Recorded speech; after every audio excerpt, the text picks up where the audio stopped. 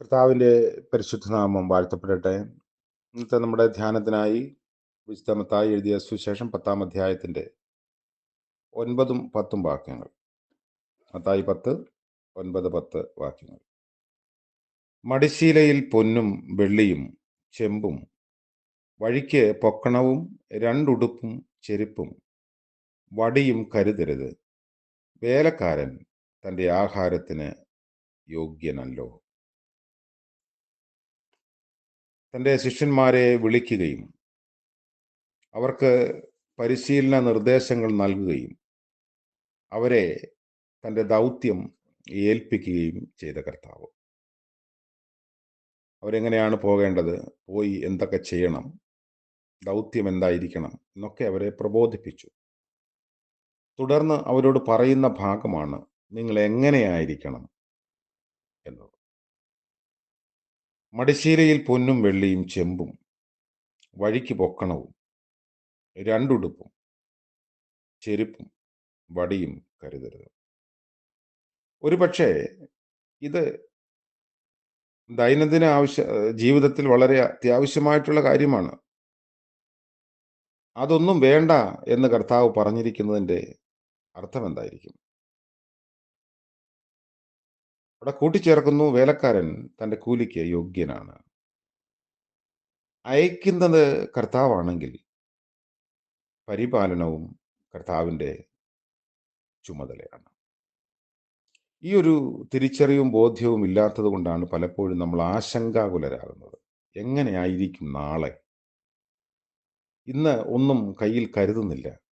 നാളെ എങ്ങനെ ജീവിക്കും എന്ന ആശങ്കയിൽ ഇന്നത്തെ ജീവിതത്തിൻ്റെ ആസ്വാദനം അല്ലെങ്കിൽ അതിൻ്റെ രുചി നഷ്ടപ്പെടുത്തി കളയുന്ന അനേകം മനുഷ്യരുണ്ട്.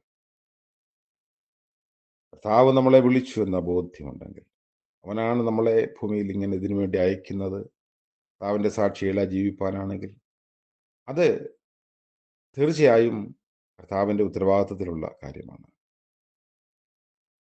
അനേക ലക്ഷം വരുന്ന ഇസ്രായേലിനെ മരുഭൂമിയിൽ യാതൊരു മാനുഷിക കരുതലും കൂടാതെ 40 വർഷക്കാലം ദൈവം പുലർത്തി. ആകാശത്തിൽ നിന്ന് മന്ന, തീക്കൽപ്പാറയിൽ നിന്നും ശുദ്ധജലം, പകൽ തണലും രാത്രിയിൽ പ്രകാശവും, വസ്ത്രവും ചെരുപ്പും, മാറാൻ ആവശ്യമില്ലാത്ത ചേർച്ചയായ വിധത്തിൽ പഴകാതെ ഉപയോഗിക്കാൻ കഴിഞ്ഞതുമൊക്കെ പഴയ നിയമത്തിൽ നമ്മൾ വായിക്കുന്നു. വിപരീത സാഹചര്യത്തിൽ തൻ്റെ ജനത്തെ പുലർത്താൻ കർത്താവ് മതിയായവനാണ്. മാനുഷികമായി നമുക്ക് പ്രതികൂലമാണ് എന്ന് തോന്നിയാലും നമ്മളെ പുലർത്താൻ മതിയായവനായി കർത്താവ് കൂടെയുണ്ട്. കർത്താവിനാൽ വിളിക്കപ്പെട്ട അനേക ആളുകളുടെ സാക്ഷ്യം നമ്മൾ കാണുകയും കേൾക്കുകയും ചെയ്തിട്ടുണ്ട്. George Muller, D.L. മൂഡി, ഇങ്ങനെയുള്ള ആളുകളെയൊക്കെ, ദേവദാസന്മാരെ യാതൊരു പ്രസിദ്ധീകരണവും കൂടാതെ വളരെയധികം പ്രവർത്തിച്ച ആളുകളായി നമ്മൾ വായിക്കുന്നു. അവരും ഇക്കാലത്തുള്ള ഒട്ടധികം പ്രവർത്തകരും തമ്മിൽ വലിയ അന്തരമുണ്ട്. അവർ രഹസ്യത്തിൽ പ്രാർത്ഥിച്ചു, പ്രവർത്തിച്ചു, തങ്ങളുടെ കയ്യിലെത്തിയ തുക തികഞ്ഞ വിശ്വസ്തയോടുകൂടി കൈകാര്യം ചെയ്തു. എന്നാൽ ഇക്കാലത്ത് ഇത്തരത്തിലുള്ള വിശ്വസ്തരെ വളരെ വിരളമായി മാത്രമേ നമുക്ക് കാണാൻ സാധിക്കൂ. നാളെയെക്കുറിച്ച് ആശങ്കപ്പെട്ട് ഇന്നിൻ്റെ എല്ലാ സാധ്യതകളെയും എല്ലാ മാർഗങ്ങളെയും ഉപയോഗിച്ച് ഇങ്ങനെ ആർജിച്ചു വെക്കാൻ ആർത്തി കാണിക്കുന്ന ഒരുപാട് ആളുകളുണ്ട്. ഇതെല്ലാം സുവിശേഷത്തിന് വിരോധമാണ്, കർത്താവിൻ്റെ കൽപ്പനയ്ക്ക് വിരോധമാണ്. എന്നാൽ അന്ന് അവരെ അയച്ചതുപോലെയല്ല നമ്മളെ കർത്താവ് അയച്ചിരിക്കും. ഈ പുതിയ നിയമസഭയെ കർത്താവ് നിയോഗിക്കുന്നത് അങ്ങനെയല്ല. അത് യോഹന്നാൻ എഴുതിയ സുവിശേഷത്തിൽ നമ്മൾ വായിക്കുന്നു. 19-ാം അധ്യായത്തിലും 20-ാം അധ്യായത്തിലൊക്കെ വായിക്കുമ്പോൾ, എൻ്റെ പിതാവ് എന്നെ അയച്ചതുപോലെ ഞാൻ നിങ്ങളെ അയക്കുന്നു എന്നാണ് 20-ാം അധ്യായത്തിൻ്റെ 19 മുതൽ 23 വരെയുള്ള.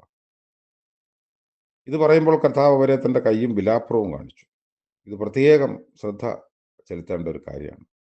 ഇങ്ങനെ മുറിവേൽക്കാനും ആ മുറിവിൻ്റെ സാക്ഷികളായി ഉത്ഥാനത്തിൻ്റെ സാന്നിധ്യം പകരാനും ഞാൻ നിങ്ങളെ അയക്കുന്നു എന്നതാണ് കർത്താവിൻ്റെ ആ ഒരു നിയോഗം. നമ്മൾ അതിൻ്റെ സാക്ഷികളാണ്. മുറിവേൽക്കാനും മാറ്റപ്പെടാനും അകറ്റി നിർത്തപ്പെടാനും അപമാനിക്കപ്പെടാനും ചതയ്ക്കപ്പെടാനും ഒക്കെ കർത്താവ് നമ്മളെ ഭൂമിയിലേക്ക് അയക്കുന്നു എന്നതാണ് അതിൻ്റെ അർത്ഥം. ആർജിക്കാനല്ല, ആർത്തിക്ക് വേണ്ടിയല്ല, സമ്പാദനത്തിന് വേണ്ടിയല്ല. നമ്മുടെ ജീവിതത്തിൻ്റെ കാര്യങ്ങളെ കർത്താവ് പരിപാലിക്കും. ആ ഒരു ബോധ്യമുണ്ടെങ്കിൽ നമുക്ക് വളരെ പ്രത്യാശയോടും എന്നാൽ തികഞ്ഞ സമാധാനത്തോടും ജീവിക്കാൻ സാധിക്കും. കർത്താവ് പറഞ്ഞു, എൻ്റെ സമാധാനം ഞാൻ നിങ്ങൾക്ക് തരുന്നു. നമുക്കിതാണ് ആവശ്യം. എന്തൊക്കെ ഉണ്ടെങ്കിലും സമാധാനമില്ലാത്ത ഒരു ലോകത്ത് ക്രിസ്തുവിൻ്റെ സമാധാനത്താൽ ജീവിക്കുക എന്നത് വളരെ പ്രധാനമാണ്. ദൈവം നമ്മളെ അനുഗ്രഹിക്കട്ടെ. പ്രാർത്ഥിക്കാം. കരുണ നിറഞ്ഞ വാഴ്ത്തപ്പെട്ട കർത്താവേ, പുതിയ ദിനത്തിനായി സ്തോത്രം. ഇന്നത്തെ പകൽക്കാല ജീവിതത്തിൽ അവിടുന്ന് ഞങ്ങളെ തൻ്റെ സാക്ഷ്യത്തിനായി അയച്ചു എന്ന ബോധ്യത്തോടെ സമാധാനത്തോടെ ജീവിപ്പാൻ സഹായിക്കണമേ. പ്രഭാതം മുതൽ പ്രദോഷം വരെ മാറ്റമില്ലാത്ത കൃപയിൽ ഞങ്ങൾ ശരണപ്പെടുന്നു. യേശുമശിഹ മൂലം പ്രാർത്ഥിക്കുന്നു. കൃപയോടെ കേൾക്കുമാറാകണമേ. ആമേൻ. നമ്മുടെ കർത്താവ് യേശുമശിഹായുടെ കരുണയും കൃപയും സാന്നിധ്യവും നമ്മോടുകൂടി ഇന്നും എന്നേക്കും ഉണ്ടായിരിക്കുമാറാകട്ടെ. ആമേൻ.